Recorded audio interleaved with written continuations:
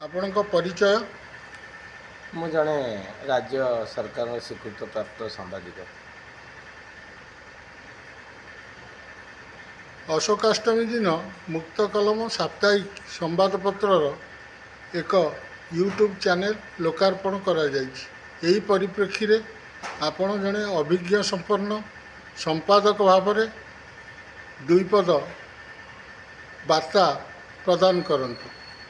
ଏହାର ମୁଁ ଉତ୍ତର କାମନା କରୁଛି, ଆଗକୁ ବଢ଼ୁ। କିନ୍ତୁ ଡିଜିଟାଲ ଯୁଗରେ ମଣିଷ ଏବେ ଡିଜିଟାଲ ମୁହାଁ ହେଇଛି, କିନ୍ତୁ ଏଇଟା ବହୁତ କଣ୍ଟକିତ ରାସ୍ତା। ଏ କଣ୍ଟକିତ ରାସ୍ତା ଦେଇ ଡିଜିଟାଲକୁ ସକ୍ସେସ୍ କରିବା ବହୁତ କଷ୍ଟକର ବ୍ୟାପାର।